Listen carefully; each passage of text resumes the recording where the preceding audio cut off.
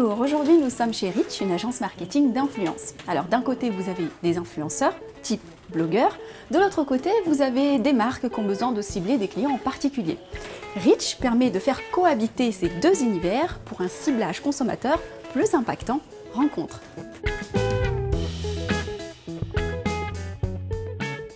Guillaume Dokitono, bonjour.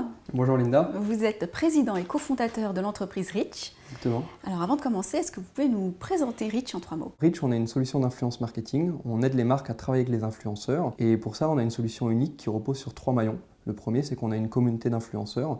Le second, c'est qu'on a une technologie qui nous permet d'identifier ces influenceurs et de les suivre dans leur partenariat avec les marques. Et le troisième maillon, c'est notre expertise.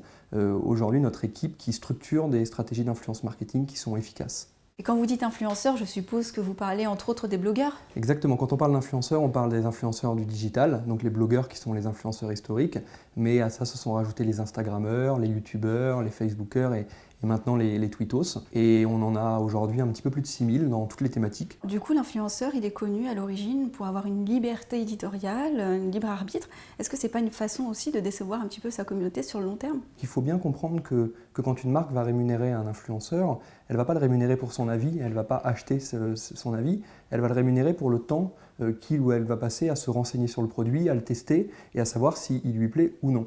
Mais la rémunération est liée à son travail. Alors on a le sentiment quand même que les marques françaises de manière générale boudent un petit peu ce mode de marketing influenceur comme vous l'appelez. Est-ce que vous arrivez à l'expliquer? Comme c'est quelque chose qui est assez nouveau, les marques évidemment ont peur, ne savent pas vraiment où aller. On est un petit peu dans la jungle de l'influence marketing, d'ailleurs c'est pour ça qu'il y a pas mal de plantes chez nous, c'est cette jungle-là. Et donc c'est pour ça que nous on est là pour les aider et les accompagner dans cette jungle et en tirer le meilleur profit. C'est vrai que ça pourrait faire rêver n'importe quelle start-up qui dit souvent performant, dit aussi peut-être un peu coûteux. Est-ce que c'est accessible pour les jeunes startups et sinon est-ce que vous avez possibilité d'évangéliser ce type de prestations? Aujourd'hui, le problème c'est que lorsque les médias traditionnels parlent de l'influence, on parle souvent des gros influenceurs, les plus connus et ceux qui demandent des rémunérations qui sont énormes. Nous, chez Reach, on a une particularité, c'est qu'on s'intéresse aux influenceurs de la moyenne traîne. Alors la moyenne traîne, c'est quoi? C'est les influenceurs montants, les influenceurs qui ont des communautés qui sont plus confidentielles, mais très très engagées. Et cela finalement offre des retours sur investissement qui sont vraiment intéressants, et notamment pour les startups. Alors effectivement, on a bien compris que vous aviez un boulevard devant vous pour les années à venir en France.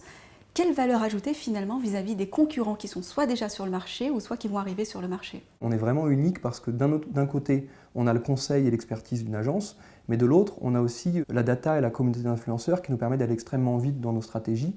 Et ces deux valeurs ajoutées cumulées permettent de nous différencier de nos concurrents. Dernière question, vos projets à court et moyen terme pour Reach? Aujourd'hui, on cherche à doubler les équipes d'ici la fin de l'année. Ça, c'est vraiment notre gros projet. Et aussi, on se développe à l'international puisqu'on va lancer le site en 4 langues, en anglais, en espagnol, en italien et en allemand, donc pour viser les marchés européens. Encore de belles perspectives donc. Exactement. Merci beaucoup Guillaume Dokitono. Merci Linda. Vous l'aurez compris, le marketing d'influence est un secteur qui se démocratise, d'où l'importance d'être très bien accompagné. Et justement, c'est en ce sens que Reach se positionne.